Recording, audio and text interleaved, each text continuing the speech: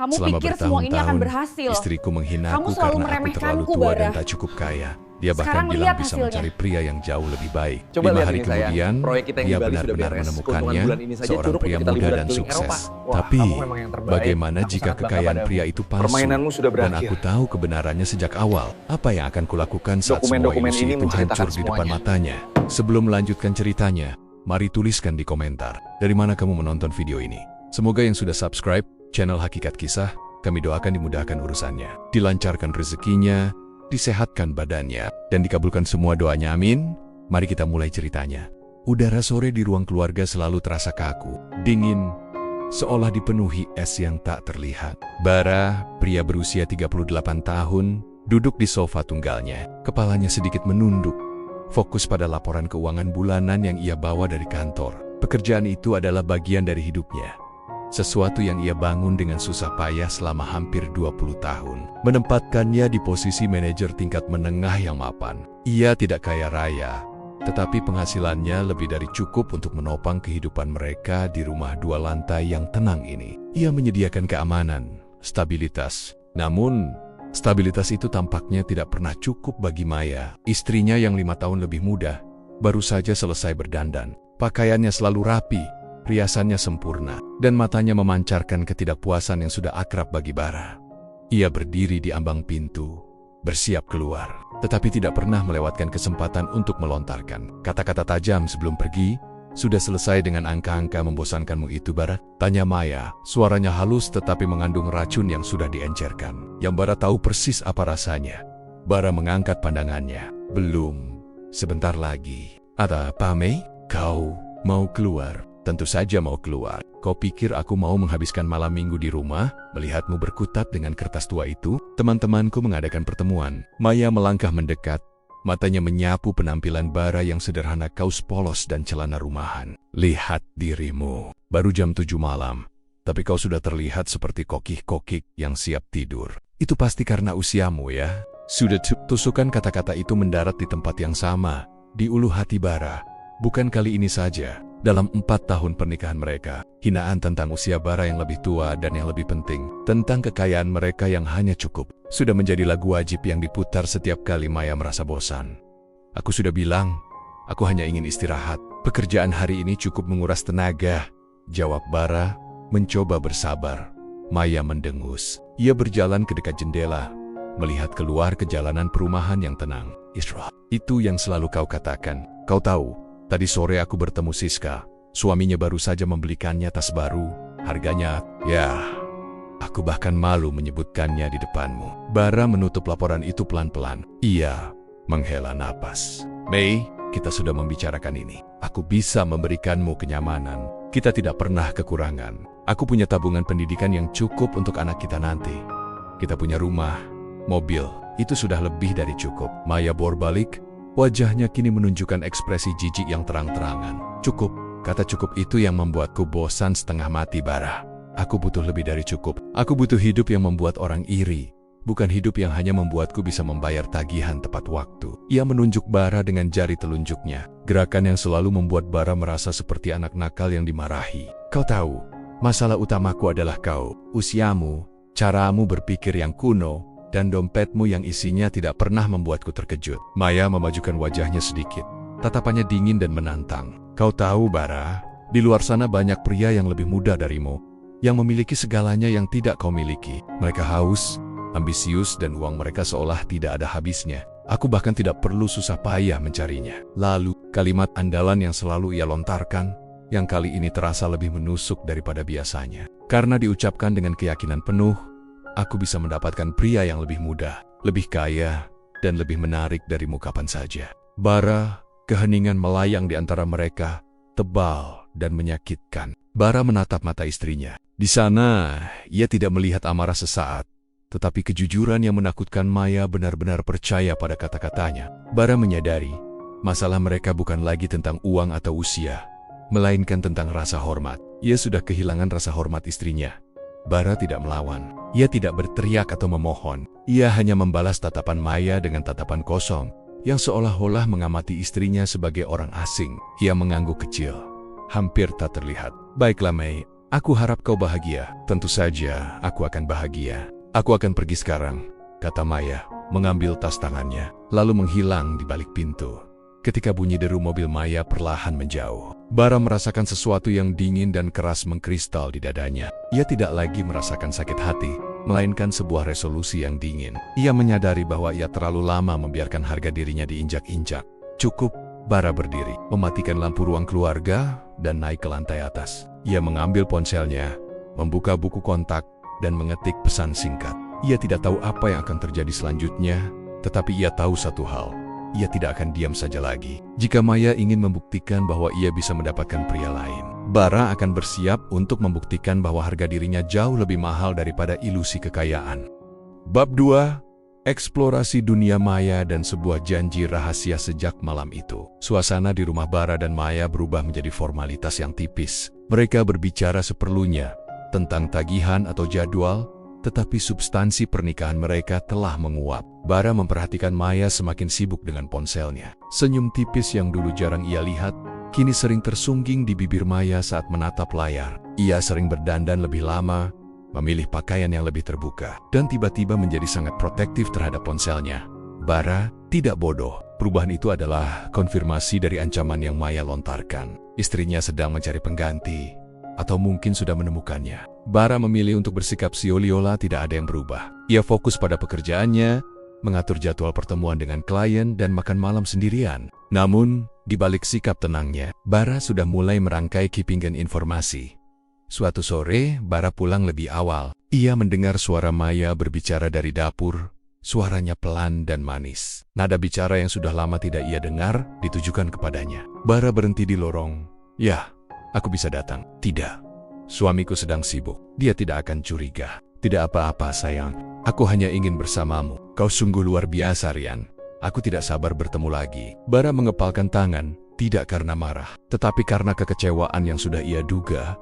Rian, nama itu kini terpatri di benaknya. Ia tidak berkonfrontasi. Konfrontasi hanya akan memberikan Maya drama yang ia inginkan dan memungkinkannya menyangkal. Bara menginginkan kejutan. Kejutan yang menghantam di hari yang sama. Bara menerima pesan dari adik perempuannya. Lia, 25 tahun, adalah wanita yang ceria dan masih penuh semangat muda. Ia meminta Bara untuk bertemu makan siang keesokan harinya di sebuah kafe dekat kantor Bara. Keesokan harinya, Bara datang tepat waktu. Lia sudah menunggunya dengan wajah berseri-seri. Di sampingnya, duduk seorang pria muda, mengenakan jam tangan mahal yang mencolok dan setelan yang terlihat terlalu formal untuk makan siang santai. Pria itu adalah Rian. "Bara, akhirnya kau datang," seru Lia gembira. "Kenalkan, ini kekasihku, Rian." Jantung Bara sejenak terasa berhenti. Ia menatap wajah Rian. Pria yang tadi malam dipanggil sayang oleh istrinya, kini duduk di hadapannya sebagai kekasih adiknya. Dunia Bara terasa berputar sejenak, tetapi ia berhasil menguasai diri. Ia menjabat tangan Rian dengan senyum profesional yang kaku. "Bara, kakak Lia senang bertemu denganmu, Rian," kata Bara, suaranya datar. Rian tersenyum percaya diri. "Tentu, Bara. Lia sudah banyak cerita tentangmu. Seorang manajer di perusahaan besar ya, lumayan. Tapi aku selalu bilang pada Lia, jangan pernah puas dengan lumayan. Kita harus terbang tinggi." Sepanjang makan siang, Rian tidak henti-henti menceritakan kesuksesannya. Ia berbicara tentang investasi properti di luar negeri, proyek STARTU Penia yang akan meledak, dan mobil mewah yang baru ia pesan. Semua disajikan dengan gaya yang sombong, tetapi Lia terlihat sangat terpesona. "Rian benar-benar berjuang, Mas," kata Lia kepada Bara dengan mata berbinar. "Dia pengusaha sejati. Dia bilang, dia akan segera membawaku keliling Eropa, berlibur dari semua hiruk-pikuk ini." "Wah, luar biasa," komentar Bara menyusap kopi, sambil otaknya bekerja keras. Ia memperhatikan detail kecil. Arloji Rian tampak berkilauan tetapi modelnya terlalu umum untuk harga yang Rian sebutkan. Jaketnya terlihat baru, tetapi ada kerutan samar di lipatan tertentu yang menunjukkan bahwa itu adalah pakaian sewaan berkualitas tinggi. Ia juga memperhatikan bagaimana Rian menghindari pembicaraan yang terlalu spesifik tentang bisnisnya, selalu beralih ke janji-janji masa depan yang muluk. Saat Lia pergi ke kamar kecil, Rian memanfaatkan kesempatan itu untuk berbicara empat mata dengan Bara. "Tendar, Bara," katanya, sedikit merendahkan suara. "Aku tahu kau mungkin khawatir tentang Lia, tapi percayalah, aku punya koneksi. Aku bisa membuat Lia sangat bahagia." Mungkin kau juga harus mempertimbangkan untuk lebih ambisius. Kau dan istrimu Maya adalah pasangan yang baik, tetapi jujur saja, kalian terlihat agak datar. Bara hanya tersenyum tipis. Terima kasih atas nasihatmu, Rian. Aku akan mengingatnya. Di dalam senyum itu, Bara merasakan tekadnya mengeras. Ia tidak hanya harus menghadapi pengkhianatan istrinya, tetapi ia juga harus melindungi adiknya dari penipu ulung ini. Faktanya adalah, Maya sedang jatuh cinta pada ilusi yang sama persis dengan yang sedang diyakini adiknya. Lia, sore itu, Bara kembali ke kantor, bukan untuk mengerjakan laporan, tetapi untuk menggunakan koneksi profesionalnya. Ia menghubungi seorang teman lama yang bekerja di bidang investigasi korporat.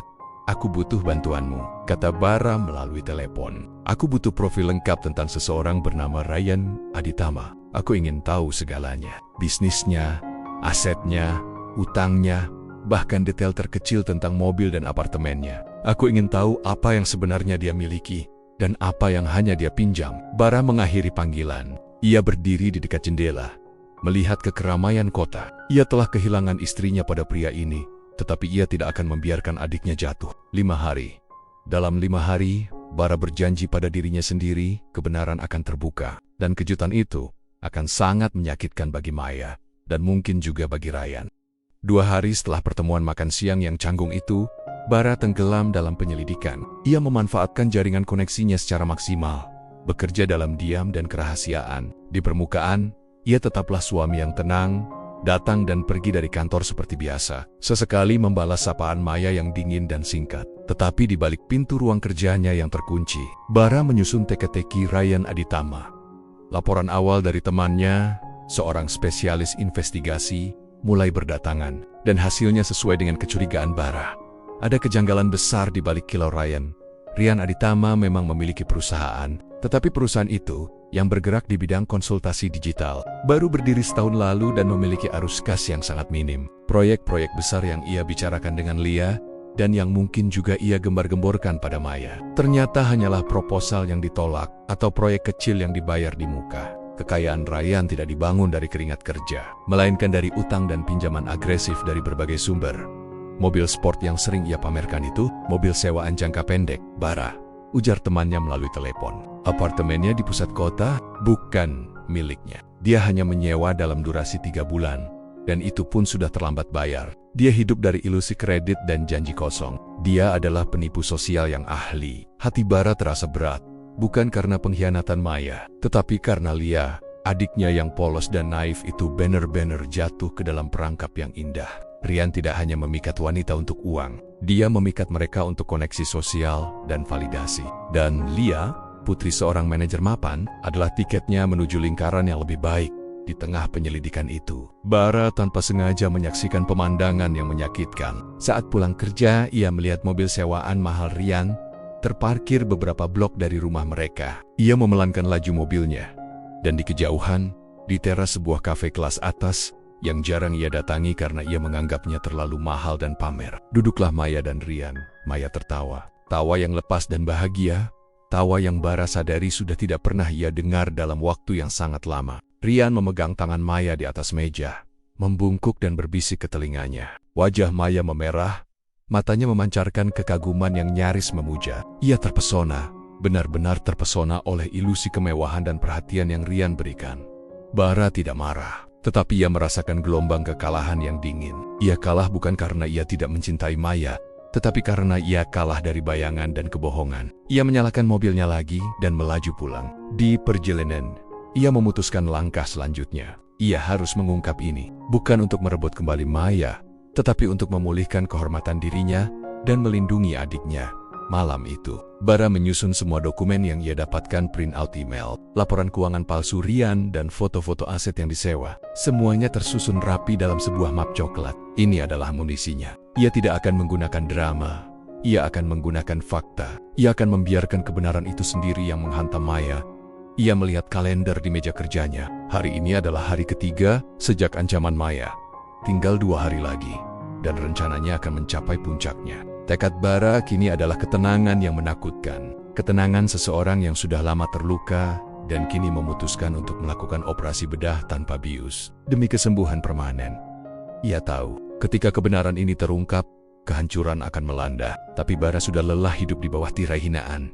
Waktu berlalu dengan cepat, membawa Bara ke hari kelima. Tepat 5 hari setelah Maya melontarkan ancaman bahwa ia bisa mendapatkan pria yang lebih muda dan kaya, Bara pulang kantor agak malam. Ia mendapati rumah itu kosong. Ada sebuah catatan kecil di atas meja dapur. Ditulis dengan tulisan tangan Maya yang tergesa-gesa.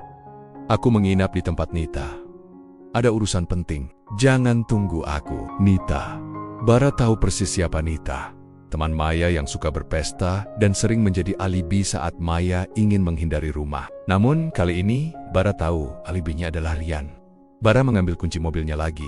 Ia sudah tahu di mana Rian tinggal, di apartemen mewah di distrik bisnis kota, yang statusnya hanya sewaan 3 bulanan. Bara berkendara perlahan menuju lokasi itu. Ia tidak ingin membuat keributan. Ia hanya ingin menyaksikan kepastian, mengukir pengkhianatan itu secara nyata di dalam ingatannya. Saat sampai, Bara memarkir mobilnya di tempat tersembunyi. Ia tidak langsung masuk. Ia hanya duduk di mobil, menunggu, melihat ke arah jendela unit Ryan yang menyala. Angin malam di kota itu terasa dingin, tetapi hati Bara terasa lebih dingin. Setelah hampir 1 jam, ia melihat 2 sosok di jendela. Siluet yang tak terbantahkan, Maya dan Rian. Mereka berdekatan, dalam suasana intim yang tidak lagi menyisakan ruang untuk keraguan. Bara merasakan pahitnya kenyataan. Itu bukan lagi sekadar ancaman, bukan lagi sekadar flirtasi. Itu adalah perselingkuhan. Istrinya, wanita yang ia nikahi dan ia janjikan stabilitas, telah memilih untuk merobek janji suci mereka demi ilusi kekayaan dan pesona sesaat dari seorang penipu. Namun, yang mengejutkan Bara, ia tidak merasa marah yang membakar. Ia merasakan kekecewaan yang luar biasa, kekecewaan yang membersihkan, seperti sebuah luka lama yang akhirnya pecah dan mengeluarkan semua nanahnya. Pernikahan ini sudah mati.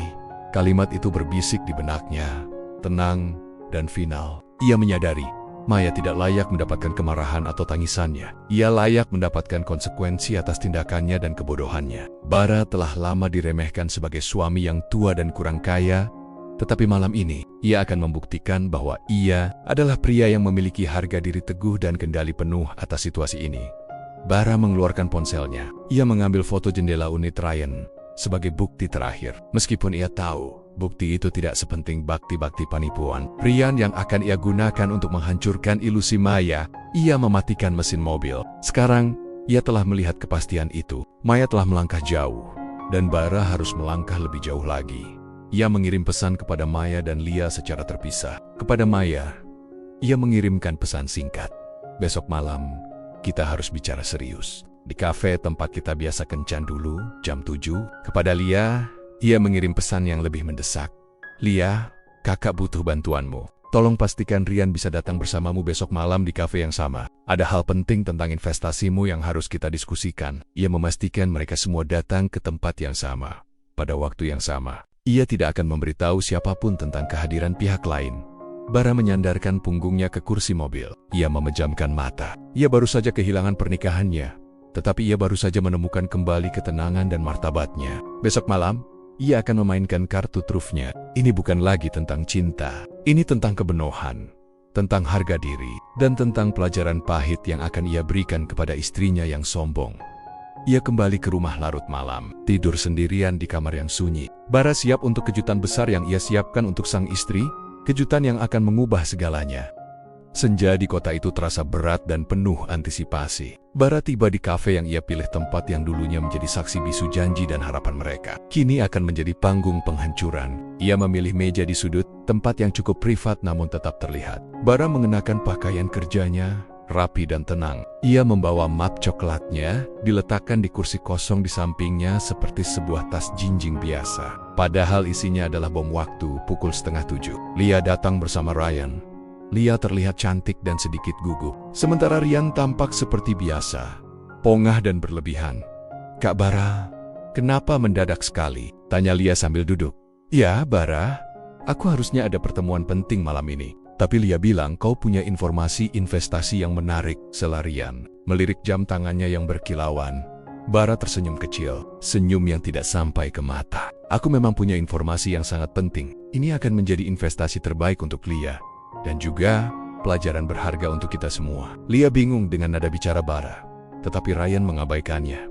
terlalu sibuk membenarkan dasinya. Mereka memesan minuman, dan ketegangan mulai terasa. Tepat pukul 7, pintu kafe terbuka, Maya masuk. Ia tampak anggun, mengenakan gaun yang Bara tahu dibelinya dari uang gaji Bara. Pandangannya menyapu ruangan, mencari Bara. Ketika matanya menangkap meja mereka, ia langsung tersentak. Ekspresi terkejut dan panik melintas cepat di wajahnya. Maya melihat Rian duduk di samping Lia. Ia melihat Rian, pria yang memberinya janji kemewahan dan memeluknya tadi malam, kini berperan sebagai kekasih adiknya. Rian juga terkejut, mata sipitnya melebar. Ia tahu Maya dan Bara adalah pasangan suami istri, tetapi ia tidak pernah menduga akan duduk satu meja dengan keduanya, ditemani oleh Leo target utamanya. Rian berusaha mengendalikan ekspresinya, tetapi keringat dingin mulai terlihat di dahinya. Maya berjalan perlahan ke meja. Bara, apa maksud semua ini? Kenapa Lia ada di sini? Dan kenapa dia? Suaranya tercekat ketika menyebut nama Rian. Duduklah Mei, kata Bara, menunjuk kursi di hadapannya. Kita perlu bicara tentang masa depan kita, seperti yang kujanjikan. Maya matanya bergantian menatap Bara, Rian, dan Lia. Lia sendiri bingung melihat interaksi tegang antara kekasihnya dan kakak iparnya. Kalian sudah saling kenal? Tanya Lia, mencoba memecah kebekuan. Rian tertawa garing. Tentu saja, Maya dan kami pernah bertemu di sebuah acara bisnis. Kebetulan yang lucu, ya. Maya mengangguk terlalu cepat, berusaha mendukung kebohongan itu. Y.A. Bennett. Kebetulan yang sangat lucu. Bara membiarkan kebohongan itu tergantung di udara selama beberapa detik yang terasa seperti jam. Kemudian, ia mengambil napas. Aku setuju, ini lucu, kata Bara. Suaranya kini tegas dan dingin, menarik perhatian semua orang. Aku ingin bicara tentang kekayaan. Maya, kau selalu menginginkan pria yang kaya. Rian, kau adalah simbol dari kekayaan itu. Dan Lia, kau adalah calon pengantin yang akan menikmati kekayaan itu. Bara mencondongkan tubuhnya ke depan. Tapi kita harus jujur pada diri sendiri. Apa itu kekayaan sejati? Rian mencoba menyela, tampak gelisah. Bara, aku rasa ini terlalu filosofis. Jika kau mau menawarkan investasi, langsung saja ke intinya. Tentu, intinya, balas Bara, tersenyum sinis. Intinya adalah, aku tahu Maya dan Rian memiliki hubungan yang lebih dari sekadar kebetulan bertemu di acara bisnis. Udara di kafe itu seolah lenyap. Maya pucat pasi, menatap Bara dengan horor. Rian terdiam, tatapan mata angkuhnya berganti menjadi ketakutan. Lia, yang polos, hanya melihat Bara dan Rian dengan wajah bingung. Bara, jaga bicaramu, bisik Maya tajam, berusaha mengancamnya dengan pandangan. Aku tidak perlu menjaganya. Mei, aku sudah melihatnya sendiri. 5 hari lalu, kau sesumbar bisa mendapatkan pria yang lebih muda dan kaya, dan kau menemukannya tepat di samping adikku. Bara menoleh ke Rian. Aku tahu kau mempermainkan istriku, tapi yang lebih penting, aku tahu kau mempermainkan adikku. Ketegangan mencapai puncaknya. Bara sudah menarik pelatuknya. Ia siap membiarkan bom itu meledak. Aku akan buktikan siapa Ryan Aditama yang sebenarnya, kata Bara. Suaranya tenang, tetapi setiap kata yang keluar terasa seperti palu yang menghantam.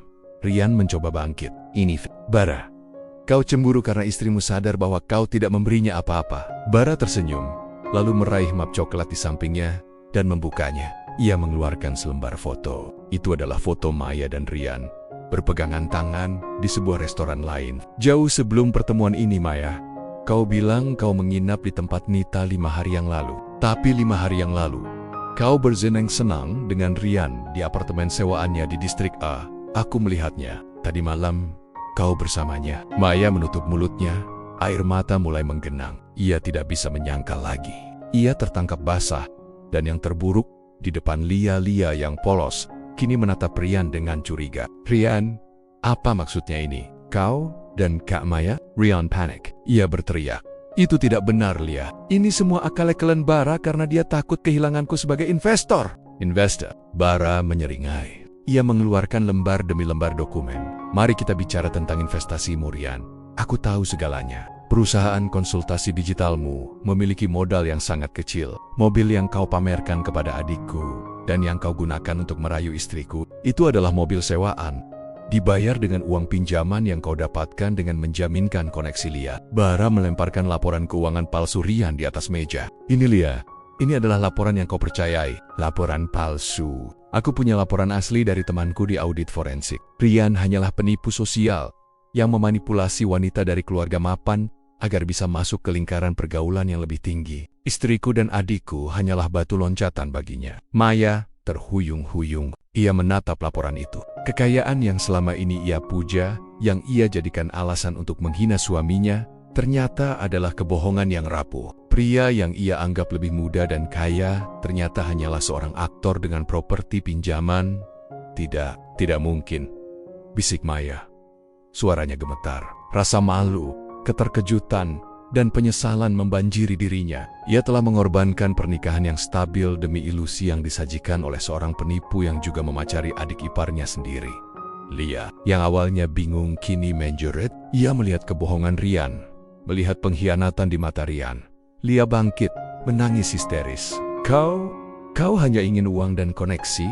Aku membencimu, Rian. Rian melihat situasi sudah tidak tertolong. Ia dengan cepat berdiri, mendorong kursi, dan berusaha melarikan diri. Ini semua salah paham. Aku akan jelaskan nanti. Jangan harap bisa lari dari ini, Rian, kata Bara.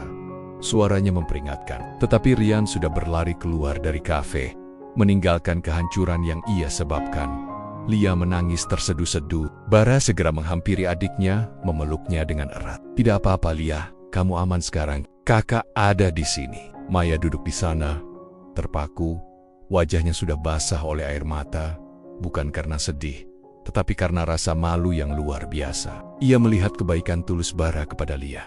Ia melihat bagaimana Bara, yang selama ini ia anggap biasa saja, dengan tenang mengungkap kebohongan besar ini, bukan dengan amarah melainkan dengan fakta. Demi melindungi keluarganya, Bara menoleh ke arah Maya. Tatapannya kini berubah menjadi kasihan. Kau melihatnya, Mei. Kau meninggalkan pria yang memberimu kejujuran, stabilitas, dan martabat. Demi pria yang memberimu ilusi yang bahkan tidak bisa ia beli sendiri. Kau mempertaruhkan segalanya, hanya untuk membuktikan bahwa kau bisa mendapatkan lebih kaya, yang ternyata adalah omong kosong. Maya tidak bisa berkata-kata, hanya bisa menunduk dalam-dalam, menelan kekalahan, dan rasa malu yang paling pahit. Ia sadar, ia telah membuang permata demi batu berkilauan palsu. Bara telah membuatnya syok, dan kejutan itu lebih menyakitkan daripada penghinaan apapun yang pernah ia berikan. Setelah Rian kabur dan badai emosi mereda, Bara membawa Lia dan Maya pulang. Suasana di mobil terasa mencekik. Lia, yang benar-benar hancur, langsung naik ke kamar tamu di lantai atas. Bara mengikutinya sebentar, memberinya air dan obat penenang ringan, memastikan adiknya tahu bahwa ia tidak sendirian. Saat Bara turun, ia menemukan Maya duduk di ruang tamu yang sama, tempat ia dulu melontarkan hinaan tentang usia dan uang. Ia tidak lagi anggun atau sombong. Ia hanyalah seorang wanita yang baru saja kehilangan segalanya, tertutup rasa malu dan penyesalan yang nyata. Bara, panggilnya pelan. Suaranya serak. Bara duduk di seberangnya, tetapi ia menjaga jarak. Ayai menyonggok. Ia tidak ingin Maya berbicara karena panik. Ia ingin Maya berbicara dari kejujuran. Aku minta maaf, kata Maya, dan air matanya mengalir lagi. Kali ini bukan air mata panik, tetapi air mata pengakuan.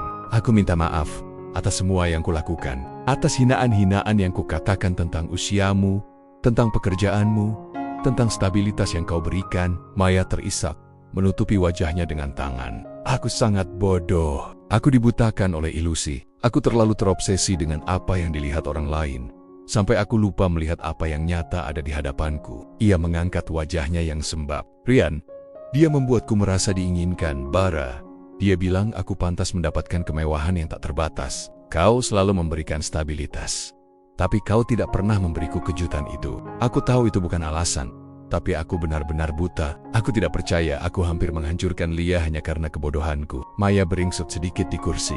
Aku tahu aku sudah melakukan kesalahan terbesar. Aku mengkhianatimu. Aku selingkuh, dan itu tidak termaafkan. Tapi tolong Bara, tolong beri aku kesempatan. Aku janji aku akan berubah. Aku janji aku akan menghargai semua yang sudah kau perjuangkan. Kau jauh lebih berharga dari 1000 rian dengan mobil pinjaman mereka. Kau adalah pria yang berani dan bermartabat. Aku ingin kembali. Bara mendengarkan semua itu dengan tenang. Dalam diamnya, ia mengakui kebenaran dari ucapan Maya. Ia mungkin terlalu fokus pada pekerjaannya, terlalu yakin bahwa stabilitas sudah cukup. Ia mungkin tidak memberinya kejutan, tetapi ia memberinya dasar yang kokoh. Aku mendengar semua yang kau katakan, Mei, ujar Bara, suaranya dalam dan tanpa emosi yang berlebihan. Dan aku percaya kau tulus. Aku tahu kau tidak bahagia, dan mungkin Aku juga punya andil di sana. Aku mungkin terlalu nyaman dan menganggap remeh pernikahan kita. Ia diam sejenak, mengumpulkan semua keberanian dan rasa sakit yang ia tahan selama ini. Tapi ada satu hal yang tidak bisa ditarik kembali. Mei, kau tahu persis batas apa yang kau lewati. Kau tidak hanya menghina aku dan meremehkan usahaku. Kau berani mengkhianatiku secara fisik dan emosional. Kau memilih pria lain di bawah atap yang kuperjuangkan. Bara menatap lurus ke mata Maya. Aku memaafkanmu atas hinaan dan ketidakpuasanmu. Aku memaafkanmu karena kau malu dengan keadaan kita. Tapi memaafkan tidak berarti melupakan. Dan yang paling penting, memaafkan tidak berarti kita bisa kembali. Bara menggelengkan kepala perlahan. Pengkhianatan yang kau lakukan itu sudah merusak inti dari pernikahan kita. Fondasinya sudah hancur, Mai. Kau menghancurkannya sendiri 5 hari yang lalu. Saat kau mengatakan kau bisa mendapatkan pria yang lebih baik. Dan saat kau benar-benar pergi dengan pria itu, Maya mulai menangis lagi. Kali ini dalam keputusasaan yang lebih dalam. Jangan, Bara. Tolong. Aku akan lakukan apa saja. Aku tahu. Dan aku menghargainya. Tapi aku tidak bisa lagi hidup dalam pernikahan yang diwarnai ketidakpercayaan dan kehinaan. Aku tidak bisa hidup dengan bayangan bahwa harga diriku harus dipertaruhkan demi menjaga keutuhan rumah tangga. Aku telah mendapatkan kembali harga diriku malam ini. Dan aku tidak akan menukarnya lagi dengan rasa sakit. Pernikahan ini sudah selesai, Mei. Kalimat itu diucapkan dengan ketenangan final. Aku akan menceraikanmu. Pagi berikutnya, rumah itu terasa seperti rumah yang sedang berkabung, tetapi juga seperti rumah yang baru saja dibersihkan dari debu lama. Lia masih terpukul, tetapi sudah lebih tenang setelah Bara bicara dengannya, dan berjanji akan membantunya mengambil alih semua yang Rian curi, termasuk harga dirinya.